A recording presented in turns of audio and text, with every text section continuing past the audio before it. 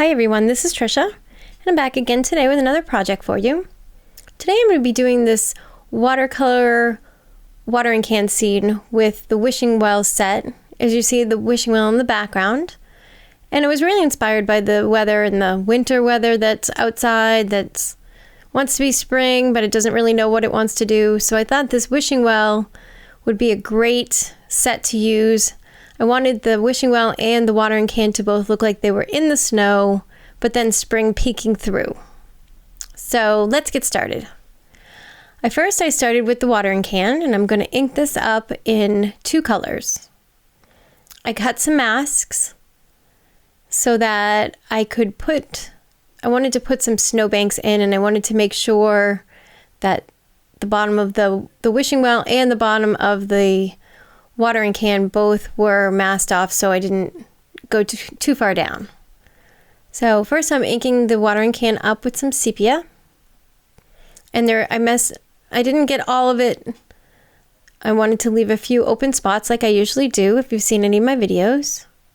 And now I'm coming in and I'm inking it up with some African violet. And this is going to give a nice metal color, kind of a silvery gray color, which is great for metals. So now I'm gonna erase just a couple of lines or one line, and now I'm just gonna position where I want that watering can. And like I said, I wanted to look like it's in a mound of snow. Now I'm gonna, instead of pulling the color right out of the lines first, I'm gonna take the other mask and the wishing well, and I'm going to position that because I want to make sure I get it in the right spot. I really want it to fade off into the background and really have that watering can be center stage. So I'm inking this up as well in those 2 colors, the sepia and the African violet. And I'm going to, after I ink them up, I'm going to stamp them off quite a few, like 3 times, because I really, really, really want these to be light. I did this technique in another video, which I'll link at the end of this video if you want to see that, with the truck with the barn in the background. So as you can see, I stamped it off like 3 times. Then I went to position it and realized that it was just too close to the top. So I'm moving that mask down. You can kind of see the watering can, so I can kind of see where exactly I wanted it. And then I'm just going to stamp it lightly in the background. It's very light, as you can see. I'm going to use my palette to add some color back in, but I just wanted to make sure that first impression was really, really light. So I'm going to dip my brush in some water, and I'm going to pinch it off. And I'm going to start with the wishing well in the background. And I'm just going to start pulling the color out of the lines. It's going to end up being very, very light. I think it was a little lighter than I anticipated, but I would rather it be too light and have to come back in with color to darken it up than have it be too dark, because it takes a lot more effort to try to soften that up if it's too dark. So I'm just lightly pulling that color right out of those lines.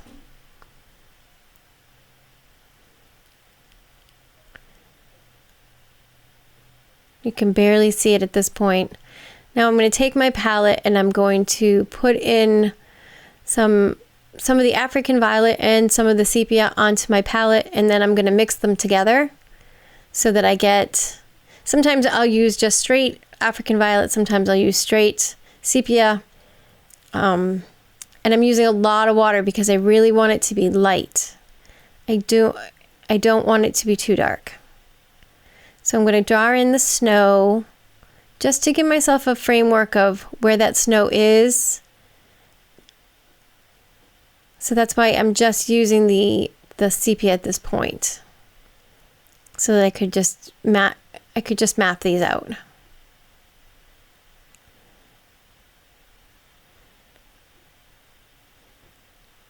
Now I'm adding the snowbanks in. And then I'm trying to lighten those up. I don't want them to be dark at all. And then I'm going to come in here with some of that African violet and just darken in some of those lines so you can actually see them. because I do want the wishing well to be seen. I just want it to be really, really light. So as I put color down, I'm going to use clean, clear water and just soften it so that there's no harsh edges or no harsh lines. I guess not edges, but lines.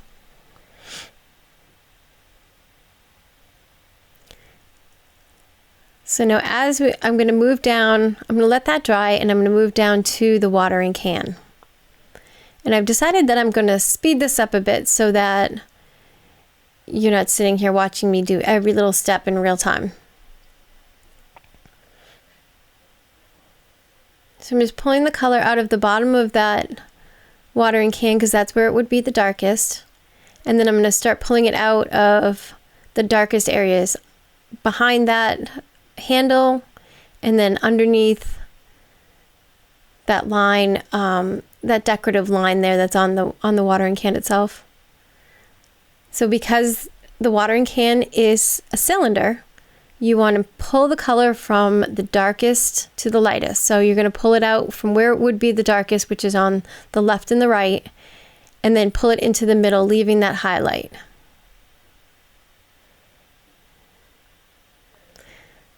So I've pulled the color out, so now I'm just working on some of that snow and adding some more color into the wishing well, following the lines that I stamped so that you can see the bucket and the top of that well.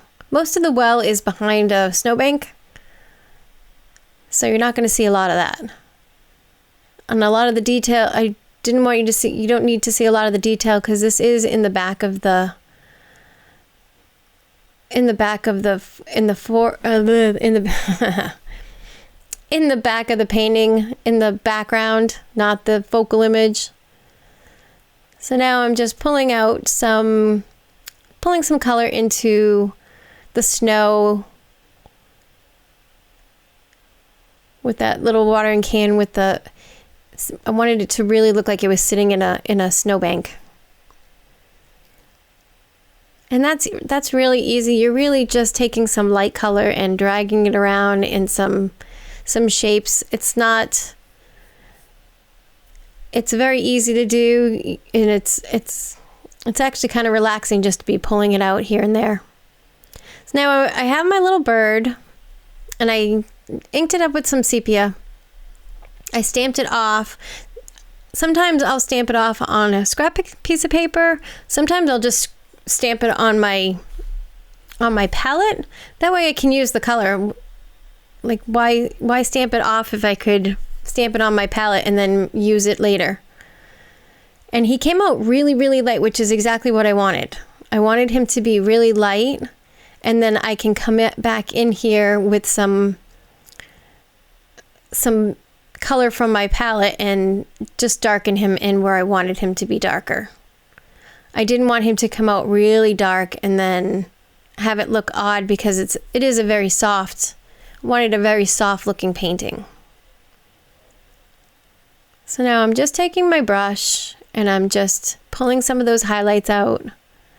I wanted him to be white, so not necessarily white, maybe a little bit of a brownish, but I wanted him to be light as well. So now I'm going to go in, I'm going to use my olive green, and I took one of the new foliage set. I'm going to use I think there's two. Yeah, there's two. One that goes to the right, one that goes to the left. So I'm going to use both of those, and I'm just going to ink them up and start putting greens just like I normally do. I usually put some greens in, then I'll put my flowers in, and then I'll add more greens later. That way I don't lose. I tend to put either too many greens or too many flowers in, and then there's no room for anything else. So I tend to do it in stages.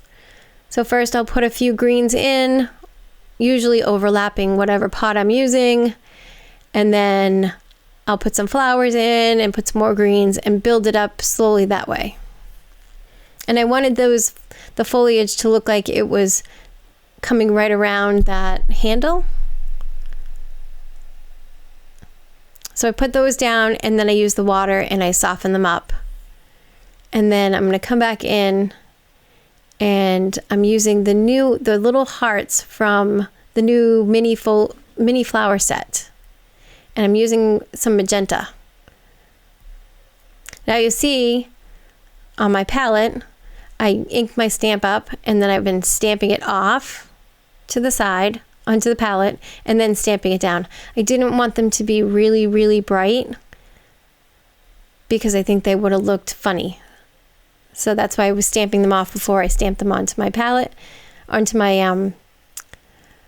picture. And then I'm just picking some up if I thought it was too muted, I just picked a little bit more up and added it after. So I put 3 magenta flowers in. And I'm going to let those dry. So while those dry, I'm going to use from the new trees set. They have these little pine trees. And I'm using my African violet. And I'm using just the tip of that. You'll see I'm stamping it off on the right-hand side on my palette. I'm just using the tip just to make it look like there's some trees in the background. But I want them to look like they're way far in the distance and very, very light. The same technique I did with the truck, which I really like, which is why I did another one. I liked how that one came out. And then if your trees get a little too far down, you can just make your snow come down and cover it. Just want the idea of these trees in the background.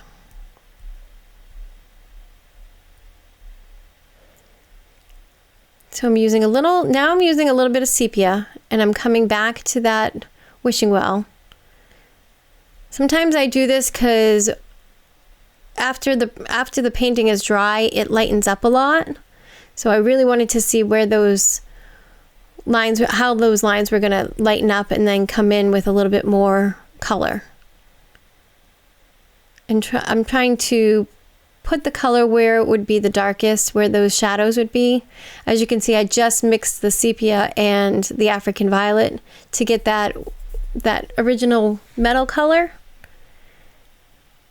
And then I'm just adding back in the roof and some of the little details that I thought got a little washed out. So you can really see now that that wishing well is starting to come to life.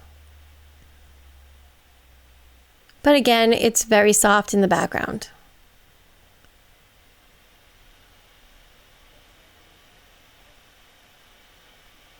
And if there are areas that I thought had a little too much color, I'm just using my water to kind of soften them up even more. The more water you add to them, the softer they'll be.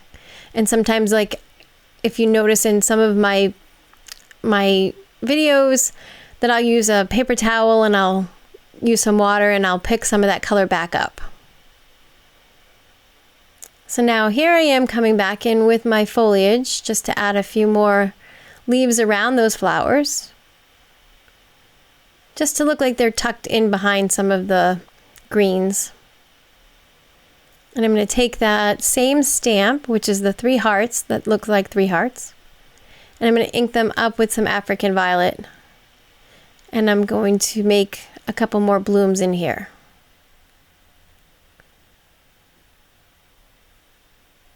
I do things usually in odd numbers. So you'll see I stamped 3 pink ones and then 3 blue ones, purple ones. And that's because things that are done in odd numbers have more interest than even numbers. So I just added some water to those blooms, and I'm going to come back in, I think. I'm going to come back in and add some more greens in there. Yeah. I think I switched to a smaller, one of the new, in the new foliage set, there's a smaller leaves. And I just added those just to give it a little bit of a different leaf there. And then just filled in those areas. Make sure you don't color everything in completely, you definitely want to have some white space so that it gives everything a little more depth. And as you saw on the bird, I came in with my marker and just darkened a couple of areas up. I do that a lot. I'll do the same thing, not on the wishing well because like I said, I want that to be very, very light. That's why I was only using my paintbrush. But I will come in with my sepia and my African violet and darken up some of those areas on the watering can.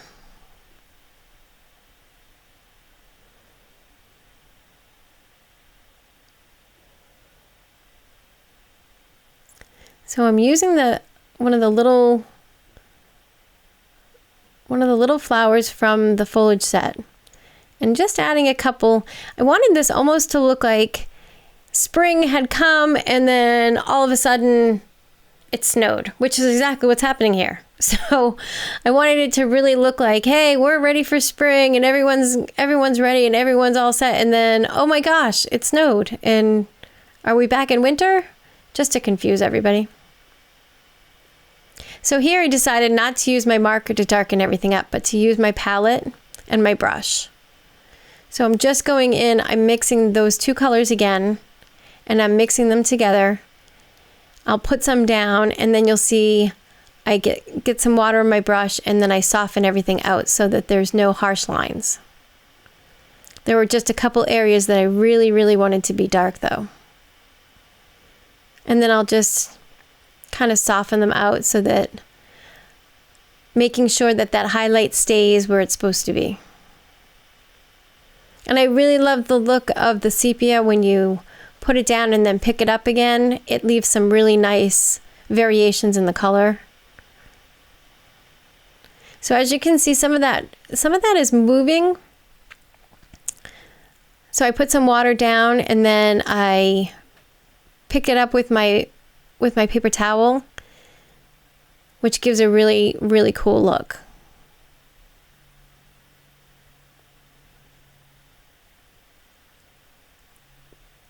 And then I'll come in and just darken a couple of areas up with my sepia.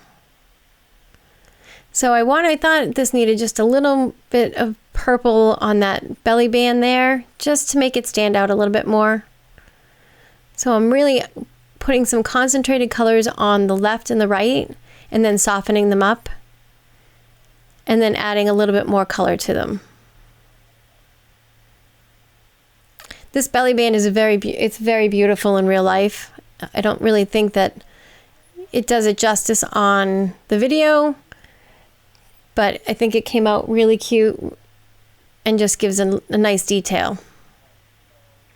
So I'm taking some more of that mixture of colors, and I'm adding a little shadow in front of the watering can because the sun would give it a little shadow so that the snow wouldn't be completely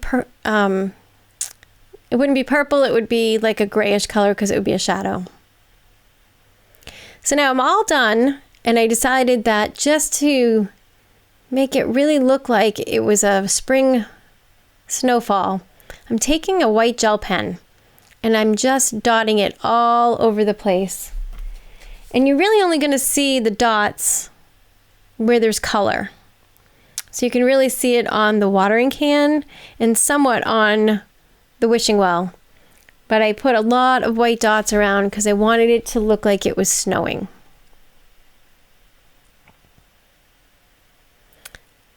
White gel pens are great. They cover up things. You can put highlights in if you lost some highlights.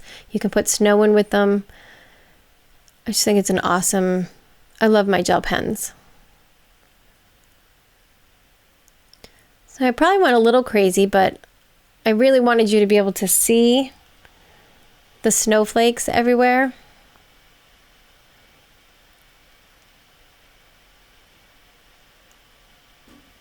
So I just keep putting them in, and then I step back and look at them and then see where I might want to add more. Like I knew I wanted those trees in the background really to have a lot of snow on them, snow coming down on them.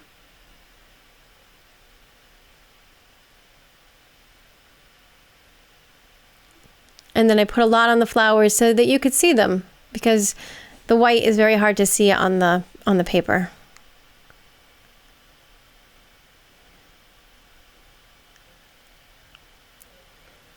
And then I was just kind of looking at the whole thing, seeing if there was anything else I wanted to add, adding a few more dots on the bird.